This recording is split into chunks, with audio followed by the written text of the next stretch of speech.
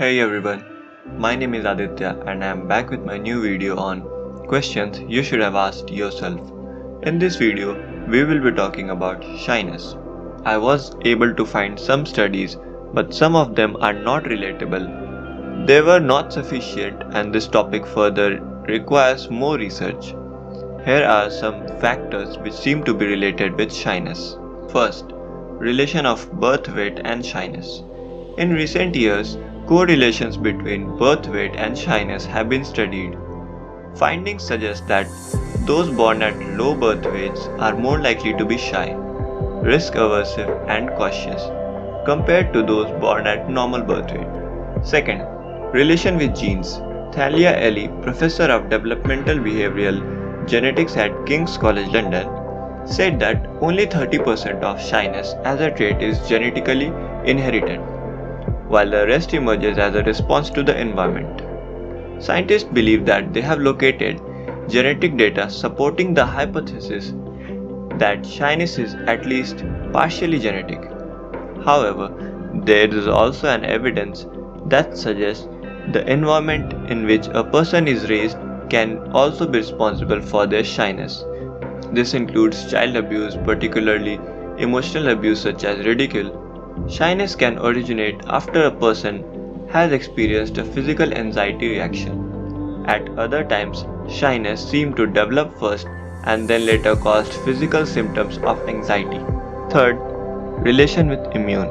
Shyness can also be seen on a biological level as a result of an excess of cortisol. When cortisol is present in greater quantities, it is known to suppress an individual's immune system, making them more susceptible to illness and disease. Fourth, relation with aggression. Some research has indicated that shyness and aggression are related through long and short forms of the gene DRD4. Though considerably more research on this is needed, further it has been suggested that shyness and social phobia, the distinction behavior between the two, is becoming even more blurred. Is shyness equivalent to introversion? Can you be shy and introvert? Apparently, shyness as perceived by others may simply be the manifestation of reservation or introversion, a character trait which cause an individual to voluntarily avoid excessive social contact or be terse in communication, but are not motivated or accompanied by discomfort, apprehension, or lack of confidence. Introversion is commonly mistaken for shyness. However, introversion is a personal preference while shyness stems from distress. Both shyness and introversion can outwardly manifested with socially awkward behaviors such as tendencies to avoid social situations, especially when they are unfamiliar. A variety of research suggested that shyness and introversion possesses clear distinct motivational forces and led to uniquely different personal and peer reactions, and therefore cannot be described as theoretically the same, with Susan Keynes quite further discerning introversion as involving being differently social rather than being antisocial altogether.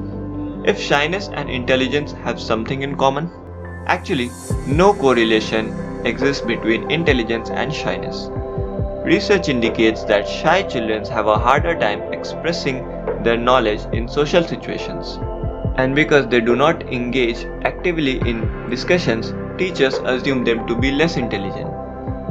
In line with social learning theory, an unwillingness to engage with classmates and teacher make it more difficult for shy students to learn. Test scores, however, indicate that shyness is unrelated to actual academic knowledge and therefore only academic engagement.